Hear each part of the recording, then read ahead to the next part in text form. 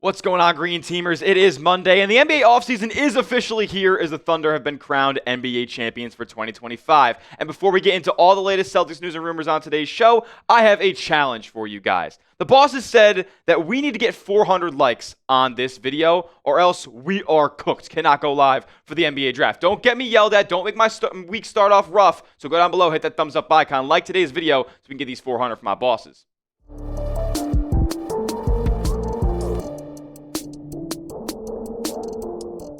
Alrighty, you're watching Celtics Today by Chat Sports. I am your host, Tyler Smith, and on today's show, a new Celtics trade report via an ESPN NBA insider who has been in NBA front offices before, Bobby Marks. Now, we've shown you Bobby Marks' big old, diagram, kind of outlining the Celtics offseason here, with the C's projected to have more money in luxury tax penalties next season than they are for their actual payroll, and that just is not sustainable, especially when we consider the Jayson Tatum likelihood that he plays next season is pretty low. So the Celtics, we know, are going to have to make some moves this offseason to get themselves potentially under the second apron, which right now they sit a little over $20 million in front of. So look, it's not going to be easy. The Celtics are probably going to have to make multiple deals this offseason, but the reason I bring up Bobby Marks today is because he is outlining how the Celtics can get under the second apron and do it most effectively while remaining competitive for next season and beyond. Because if you look at the Celtics contracts on their plate right now, this just isn't sustainable. They're going to get hit with massive penalties come the trade deadline next season, and in all likelihood, it looks like the Celtics are going to make moves this summer in order to get their books in order. They're in an ownership change. They're not going to be the highest ceiling version of themselves next season. So why penalize yourself deeper when the end goal isn't going to be what you thought it would maybe heading into next season without a Tatum injury. So you look at these contracts: Jaylen Brown $53 million, Jrue Holiday $32 million, Porzingis the $31 million. He is expiring, so there's some value there, but maybe the Celtics end up holding on to him. And then Derek White at $28 million. They're not going to trade Jayson Tatum at $54 million, especially on an Achilles injury. He's a franchise, and that just doesn't seem all likely at this point. And we also heard from ESPN's Shams Charania that the Celtics, quote, are going to have a much different roster next season. So that tells me it's not going to just be one trade. It's not going to just be just a Jrue Holiday or just a Porzingis or just even a Jaylen Brown trade. No, multiple moves are going to be had for Boston this season. And it's because, they are a second apron team, which means they're not able to aggregate contracts unless that trade puts them below the second apron after it's all ironed out and said and done. So they're going to have to make maybe a Jrue Holiday trade solo. They're going to have to make a potential Kristaps Porzingis trade solo. Maybe even a Sam Hauser trade solo. And Bobby Marks detailed 3 Celtics trades, picked 2 that he wanted to go with, and saw the kind of light at the end of the tunnel for the Celtics when it comes to this offseason. We'll show you those 3 trades in just a moment, but make sure you are subscribed to the channel, because if any of these moves go down, and more of a when than an if at this point, we're going to go live and have you guys covered on the channel. So lock us in, hit that subscribe button, and we need 64 diehard Celtics fans to get to our next goal of 52,500 subscribers. So hit that sub button for the best Celtics offseason coverage on YouTube. All right, let's lay out the Celtics offseason path here. So ESPN's Kevin Pelton provided 3 different avenues for the Celtics to shed off big salary chunks while still getting some decent value back in trades this offseason. And Bobby Marks decided to, combine whatever trades he thought were ideal for Boston and get them underneath the second apron. So the first idea that came from Kevin Pelton is as follows: a 3-team trade. And keep in mind, if the Celtics are going to make trades this offseason, it's very likely that they're going to include a couple different teams, because when you're a second apron team and you're trading 1-for-1 in a 2-team deal, you need to have literally 100% of the salaries being matched up going back and forth. And that's not easy when you can only trade 1 salary at a time when the Celtics are a second apron team. So trades 1-for-1 are not going to be too easy. It's going to be a lot of 3-team, maybe even 4 multi-team deals for Boston this offseason to get some money cleared up. Now, in this idea, this one gets rid of Kristaps Porzingis. And look, on the onset, I don't love this deal. The Celtics would get Brandon Clark, who I'm a little bit of a fan of, solid do-it-all forward role player.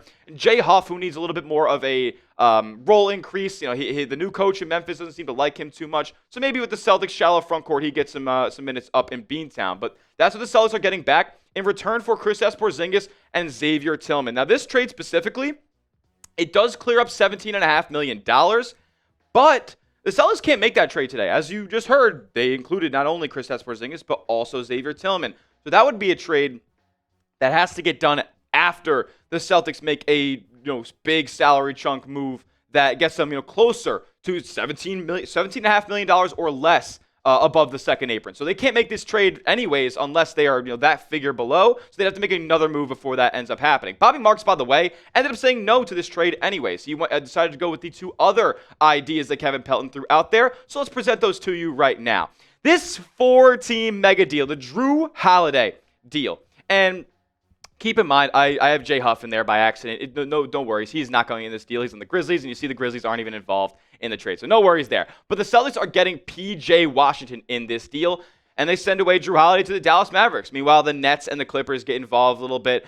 The Clippers get Omax Prosper here. Are they just sending out cash in this projected idea? I'm not so sure exactly. I feel like they maybe have missed a potential Clippers second-round pick getting thrown in there somewhere, because I don't know where they're participating in this trade other than receiving Omax Prosper back. The Nets get back a couple of young and role-playing pieces, as well as a 2027 Boston Celtics first-round pick. That's a very potentially highly valued pick. Like, we don't know what version of Jayson Tatum is going to come back in 26-27 because, look, he's not playing next year. Let's get that out of the way right now. JT ain't playing in 25-26. So when that year comes around, the next version of Jayson Tatum that we see, we don't exactly know what this roster is going to look like. We don't exactly know what he's going to look like. So that pick could end up being pretty valuable down the line. But we know that Brad Stevens doesn't want, especially if he's going to give away a first-round pick, doesn't want just scraps coming back. He wants guys who can contribute right away. And I think making this trade, P.J. Washington is absolutely a guy that can do that. He fits the Jays timeline right now, being 26, turning 27 years old. He makes a modest $14.1 million, and he is on an expiring contract, but he's a player who you could extend long-term for like half of Jrue Holiday's salary. Like a guy who's making $37 million, yeah, maybe $17, $18 million a season is something that's comfortable for P.J. Washington. He's shown that he can be a willing team defender. He can hit the outside corner three. He can do a couple different things for you on the basketball court as a versatile, switchable forward. And in a year that you're not going to have Jayson Tatum, this is a kind of perfect stopgap of a player to have, just playing on the margins as a role player alongside Jaylen Brown, alongside Derek White. I'm in on making a deal for Washington. Personally, I would love if the Celtics could somehow swing both Gafford and Washington in this deal. But again, in that instance, you wouldn't be creating that much salary cap relief. Maybe only around $5 million or less. So that would be a little bit difficult to maneuver as far as the Celtics making any deals later down the line. But as for right now, in a vacuum, I don't mind this trade whatsoever. And the Celtics get off $18.3 million making this trade. So an even bigger salary relief than the Porzingis deal. And you're getting better talent back in the equation in P.J. Washington, as he would probably end up starting for the Celtics next season. So I don't hate that deal all too much. Let's move on to the next deal that gets the Celtics officially under the second apron. And look, this is a 1-and-1 deal. Thank the Lord. We don't have to get too complicated here. Now, with the Boston Celtics and their current focus at this point, we have heard that it is trading Jrue Holiday, trading Kristaps Porzingis, and trading Sam Hauser. But I don't think it has to be a combo of all three of those guys. The Celtics can get under the second apron by just making two moves, and these are the moves that ESPN outlined. Sam Hauser gets traded along with Xavier Tillman, so the aggregate contracts the Celtics are getting under the second apron with this deal, so it's okay that they include two players. They get back Duop Reath. Look, I'm not going to sit here and act like Duop Reath is some sort of blue chip prospect that's going underneath the radar that Celtics fans are going to fall in love with. But he is a serviceable backup big man who's shown the ability to hit the outside shot, defend the rim, be a little bit mobile as well.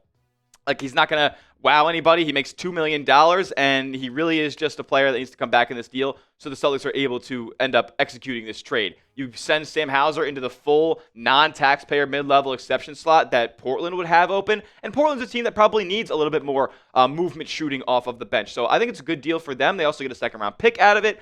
And Boston ends up getting some salary cap relief here, officially under the second apron, clearing $10 million in salary cap space. I don't hate these trades whatsoever. I think you're getting back solid enough value on players that you know you're probably going to have to get rid of this offseason. So on these two trades, the 4-team deal for Jrue Holiday for P.J. Washington, as well as the Duop Reath trade that gets some salary cap relief for Sam Hauser. What's your guys' approval rating on these two Celtics trades? I'm getting a little political for you guys in the comment section. What's the approval rating? Scale it for me from 1 to 100. 1 means these are trash. We would not make these deals whatsoever. 100 means we'll drive them to the airport ourselves. We got to get these deals going ASAP, no Rocky. Comment for me down below, 1 to 100. And while you're down there, go click the link in the comment section as well. Brand new Celtics draft hats. We're only 2 days away from the NBA draft. Look, I know C's are picking late in the first round, early in the second round, but these hats are fresh. They don't even say draft on them either, so these are 365 days type of wearing hats. Go and get them at this link right here,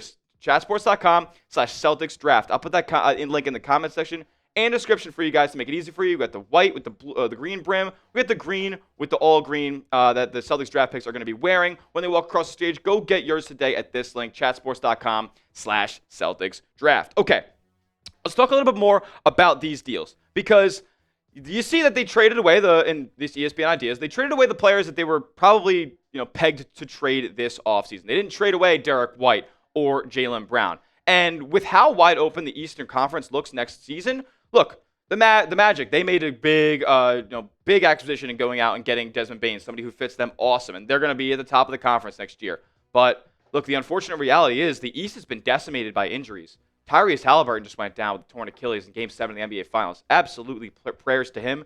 Us Celtics fans, we know how that feels. Damian Lillard went down. So the Bucks, who knows what version of them we're going to see next year. I mean, the Knicks, they're going to run it back and potentially make some marginal moves. They're going to be pegged as, no doubt, a contender in the Eastern Conference. So with that being said, the Cavs will be back, but they'll probably make some other moves too. Like, the East is wide open. That is my point here. And Brad Stevens, if he sees that, like that kind of blood in the water kind of vibe, like, why would he end up trading Jaylen Brown and Derek White if he still thinks that this team, with these marginal moves, can contend in the Eastern Conference to make the NBA Finals? Like, he will not trade Derek White and Jaylen Brown unless he is literally forced to. Unless you get a package that even exceeds the value that the Knicks got or the Knicks sent away for Mikal Bridges, or in a Jaylen Brown scenario, maybe the Spurs trade that's being floated around, Stephon Castle, number 2 pick, getting involved. Like, those are where you're forced to make trades for these guys. But as of right now, I don't think the Celtics are in that spot. I think they believe they can still contend by making some marginal moves, trading away Holiday, trading away Hauser, getting on the second apron, and getting some value back. And then when you look at the potential rotation that these moves could create, look, it's not the prettiest lineup in the whole world. I'm not the biggest fan of it. But you cannot sit here and tell me that this starting 5 is not a top 5 starting 5 in the Eastern Conference, even without Jayson Tatum. Peyton Pritchard will get the starting nod as Holiday gets shipped out. Derek White, obviously another capable ball handler there. They're going to run the backcourt. 2 absolute sharpshooters lighting it up from deep. And then you keep Kristaps Porzingis, which the Celtics, I've heard, have been rumored to open to be doing. So he's an expiring contract. It's going to be one that's fairly tough to move. You're not going to get too much value back for him. And maybe the encore production that he could give you is better than the encore production that you'll receive back in a trade. Because we know Brad Stevens wants value back, and he wants players who can play. I like that starting 5, but I will say that bench unit is probably one of the worst in the entire NBA. They're going to need some more improvements there. They're going to need to hit on pick 28. They're going to need to hit on pick 32 if they're not moving up in the NBA draft. And Baylor Shireman is going to have a massive role next season as well. But as far as a starting 5 of Peyton Pritchard, Derek White, Jaylen Brown, Porzingis, and PJ Washington, that can contend in the East. No doubt about it. So my last question to you is this. Can the Celtics win the Eastern Conference? Can they make the NBA Finals without Jayson Tatum? Let me know.